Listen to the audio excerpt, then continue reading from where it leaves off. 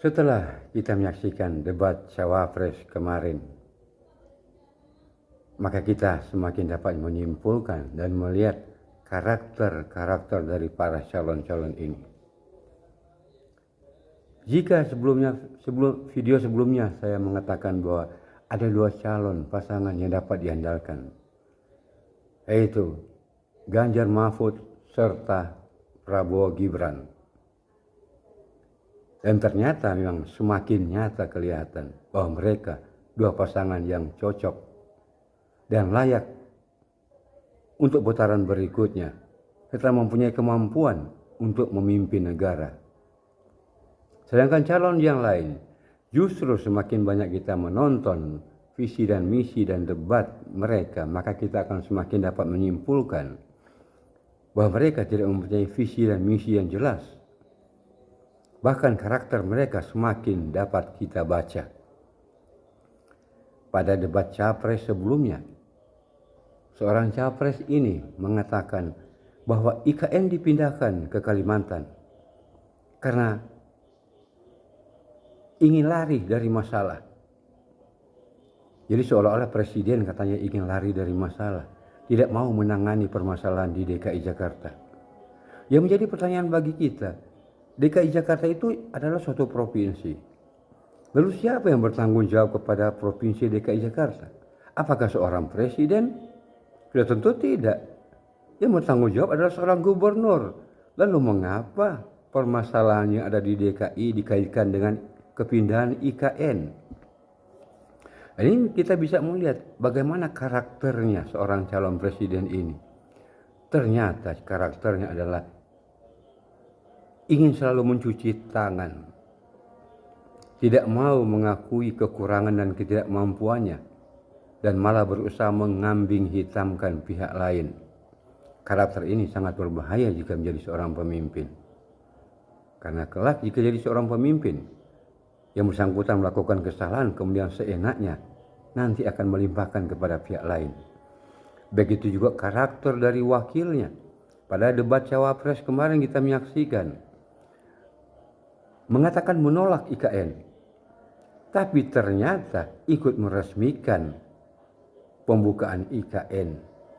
Jadi lucu dan aneh, bukan? Ikut meresmikan tetapi menyatakan menolak.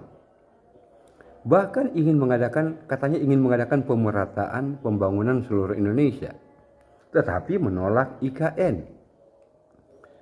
Dia mengatakan bahwa akan membangun 40 kota metropolitan setingkat DKI di semua wilayah Indonesia hanya dalam waktu 5 tahun. Padahal dengan adanya IKN itu sudah tahap awal untuk pemerataan lebih lanjut. Karena posisi IKN berada di tengah-tengah Kalimantan. Sudah tentu untuk dapat menjangkau wilayah Indonesia Barat, wilayah Indonesia Tengah maupun wilayah Indonesia Timur.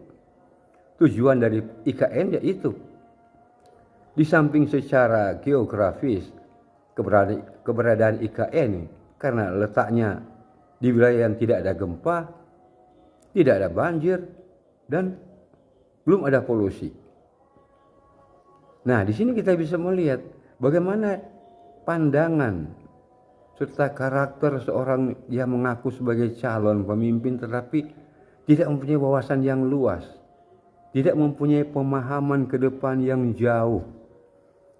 Mengapa IKN dipindahkan? Seharusnya yang bersangkutan bertanya-tanya seperti itu sebelum mengomentari bahwa tidak setuju akan IKN. Tetapi kok akan mengadakan pemerataan pembangunan? Tujuan IKN itu sudah jelas untuk pemerataan. Bukan hanya pemerataan pembangunan lagi, tapi pemerataan ekonomi. Karena dengan demikian seluruh wilayah yang ada di dekat IKN akan perlahan-lahan berkembang baik struktur maupun infrastruktur, sarana maupun prasarana. Serta kemampuan SDM akan berkembang, apalagi perekonomian. Karena dengan demikian maka terjadi akan pembangunan di segala bidang yang kemudian akan berunjuk kepada pembangunan tempat kerja atau perusahaan-perusahaan yang kemudian membutuhkan karyawan. Sudah tentu tersedia lapangan kerja. Dari kedua pasangan ini maka kita bisa melihat sebenarnya karakter mereka itu sangat tidak layak untuk menjadi calon pemimpin bangsa.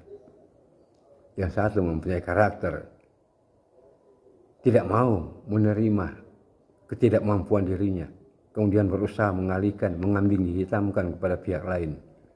Sementara karakter yang satu yaitu calon wakilnya, yaitu pelin-pelan.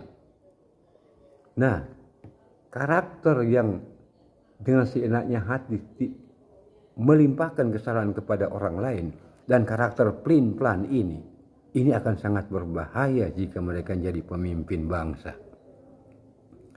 Apalagi sudah jelas visi dan misi mereka katanya ingin mengadakan perubahan. Perubahan yang dimaksud itu perubahan apa? Sudah jelas IKN ditolak. Berarti perubahan yang akan mereka lakukan adalah memulai pembangunan dari nol lagi. Sedangkan IKN bisa dikatakan sudah seperempat jalan. Sudah seperempat kemajuan kita dapatkan. Karena program-program Jokowi ini sudah dapat dirasakan oleh seluruh masyarakat Indonesia. Oleh karena itu, hanya dua calon yang dapat kita andalkan, yaitu Ganjar Mahfud serta Prabowo Gibran. Karena mereka sudah jelas ingin melanjutkan program Jokowi, apalagi ditambah dengan program mereka sendiri, sehingga saling klop untuk kemajuan negara dan rakyat Indonesia. Ingat, tujuan mereka sudah jelas, untuk kemajuan negara dan rakyat Indonesia. Itulah sebabnya mereka lebih mengandalkan melanjutkan program-program yang sudah nyata, sudah jalan, yang sudah ada. Berbeda dengan yang satu, yang katanya ingin mengadakan perubahan. Dari sini kita bisa melihat arah dan tujuannya sebenarnya bukan untuk rakyat Indonesia. Waspada, kita bisa analisa dari pernyataan-pernyataan debat mereka, visi dan misi mereka. Jangan mudah percaya kepada visi dan misi yang mau mengatakan janji-janji mulus, janji-janji manis segala macam. Kita jangan mudah percaya. Bangsa negara kita sudah bukan bangsa yang bodoh lagi. Kita bisa melihat apa yang telah ada di depan mata kita, dilanjutkan atau tidak. Nah, ini yang perlu kita gali lebih dalam.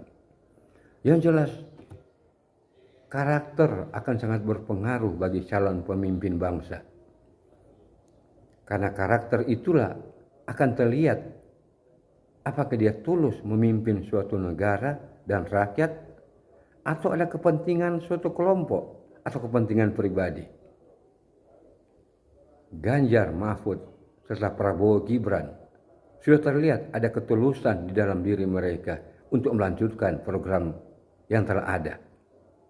Dan ketulusan itu bangkit karena mereka sadar bahwa tugas dan kewajiban yang mereka jalankan ini adalah bukan untuk diri mereka, bukan untuk suatu kelompok, melainkan untuk seluruh rakyat Indonesia. Hendaklah kita waspada dan hati-hati.